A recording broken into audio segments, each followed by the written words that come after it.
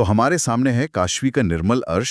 शीशी पर बड़ा बड़ा लिखा है बवासीर के इलाज के लिए सर्वोत्तम। 60 कैप्सूल्स हैं और हर कैप्सूल 500 मिलीग्राम का है। लेबल कहता है कि ये बवासीर और उससे होने वाले रक्तस्राव में राहत देता है। जी, और ये भी कि ये मल त्याग को आसान बनाता है। हाँ, और दर्द, बेचैनी और खुजली को भी कम करता है। सुनने में तो ये मतलब ऑल इन वन समाधान जैसा लगता है। हाँ, और इसमें एक शब्द पर ध्यान देना बहुत जरूरी है। कौन सा? ये दावा करता है कि यह एक एनाल्जेसिक भी है। एनाल्जेसिक यानी दर्द निवारक। बिल्कुल। इसका मतलब है कि ये सिर्फ समस्या की जड़ पर काम करने का वादा नहीं कर रहा, बल्कि जो सबसे ज्यादा परेशान करने वाला लक्षण है, यानी दर्द, उस पर तुरंत असर करने की बात कर रहा है। अच्छा, तो ये इसे मरीज के लिए तुरंत राहत देने वाला बनाता है। सही पकड़ा। ठीक है, तो ये सब दावे तो बहुत अच्छे हैं, पर सवाल ये है कि ये काम करता कैसे है? इसके अंदर ऐसा क्या है? चलिए इसकी सामग्री पर एक नजर डालते हैं। लेबल के अनुसार हर 500 मिलीग्राम कैप्सूल में 5 जड़ी बूटियां हैं। Cassia fistula, terminalia chebula, terminalia bellirica, emblica officinalis और मदार भस्म। रुकिए, टिकामिनेलिया चेबुला, टर्मिनेलिया बेलेरिका और एम्ब्लिका ऑफिसिनालिस। हाँ, ये नाम कुछ जाने पहचाने से लग रहे हैं ना? अरे आपने बिल्कुल सही पकड़ा। ये तीनों जड़ी बूटियां मिलकर आयुर्वेद का एक बहुत ही प्रसिद्ध मिश्रण बनाती हैं। कौन सा? त्रिफला, हरित की, विभीत की और आंवला। ओह, त्रिफला, हाँ ये तो सुना है। होता है। तो यहाँ त्रिफला का होना बहुत तार्किक है। बिल्कुल। अच्छा, तो ये एक तरह से समस्या की जड़ पर काम कर रहा है। और पहली जड़ी बूटी केसिया फिस्टुला, वो भी 100 मिलीग्राम है। उसका क्या काम है? केशिया फिस्टुला, जिसे हम आम भाषा में अमलताज भी कहते हैं, वो एक बहुत सौम्य रेचक है, मतलब एक माइल्ड लैक्सेटिव। अच्छा, तो यहाँ बनाने वालों की सोच साफ दिख रही है। त्रिफला पाचन को ठीक कर रहा है और अमलतास मल को नरम करके बाहर निकालने में मदद कर रहा है। एकदम सही।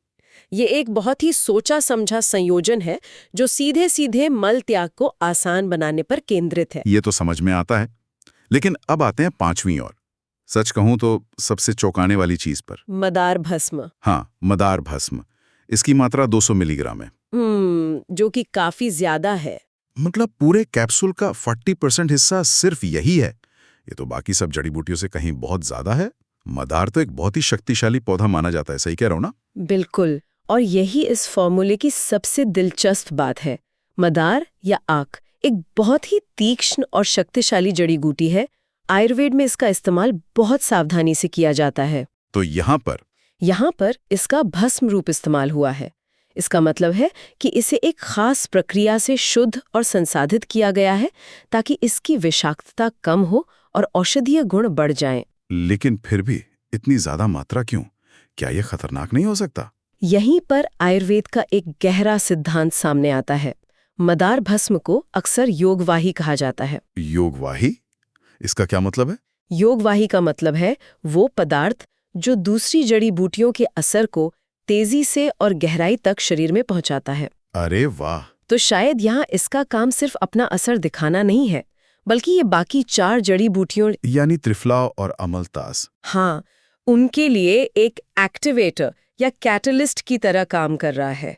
ये उनकी शक्ति को कई गुना बढ़ा सकता है और ये सुनिश्चित कर सकता है कि उनका असर ठीक उस जगह पर हो जहां जरूरत है। तो ये इसकी ज्यादा मात्रा को सही ठहरा सकता है। बिल्कुल। वाह! तो ये सिर्फ 5 जड़ी बूटियों का मिश्रण नहीं है, बल्कि एक पूरी रणनीति है। हाँ, कुछ जड़ी बूटियां समस्या को ठीक कर रही हैं और एक जड़ी बूटी उन्हें सुपरचार्ज कर रही है। आपने सही समझा। अच्छा, लेबल पर एक और चीज लिखी है, एक्सिपिएंट्स QS। इसका क्या मतलब है? QS का मतलब है क्वांटम सैटिस। ये एक लैटिन शब्द है जिसका अर्थ है जितनी मात्रा जरूरी हो। ओके। एक्सिपिएंट्स वे निष्क्रिय पदार्थ होते हैं जैसे बाइंडर्स या फिलर्स जो इन सभी जड़ी बूटियों के पाउडर को एक साथ बांधकर एक कैप्सूल का रूप देने में मदद करते हैं। समझ गया। ये हर दवा में इस्तेमाल होने वाली एक मानक प्रक्रिया है। ठीक है। दवा का असली जादू तो अक्सर उसे लेने के तरीके में छिपा होता है ना? और यहीं पर मामला बहुत दिलचस्प हो जाता है। शीशी का लेबल तो बस इतना कहता है, दिन में 2 बार 1 या 2 कैप्सूल लें या डॉक्टर की सलाह के अनुसार। बहुत सामान्य निर्देश है। लेकिन वो छोटा सा नोट, वो कहता है कैप्सूल को सुबह और शाम खाली पेट छाछ के साथ लेना है। अच्छा। खाली पेट और खास तौर पर छाछ के साथ। ये बात लेबल पर कहीं नहीं है, ये छाछ वाली बात मुझे बहुत अनोखी लग रही है।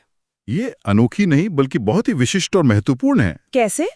आयुर्वेद में किसी दवा को किसके साथ लिया जा रहा है उसे अनुपान कहते हैं, और ये दवा के असर को तय करने में बहुत बड़ी भूमिका निभाता है। अनुपान? जी। खाली पेट लेने की सलाह इसलिए दी जाती है ताकि जड़ी बूटियां बिना भोजन के पाचन प्रक्रिया में उलझे सीधे शरीर में घुल सके और अपना काम कर सके। और छाछ ही क्यों, पानी या दूध क्यों नहीं? बहुत अच्छा सवाल है।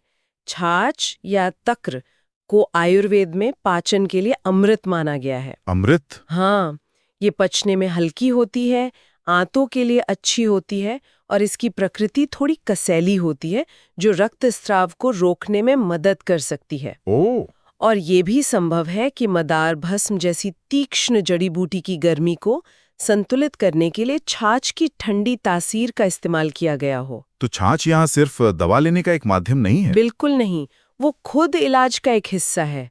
ये दवा के असर को सही दिशा दे रहा है और उसके संभावित दुष्प्रभावों से भी बचा रहा है। ये तो कमाल की बात है।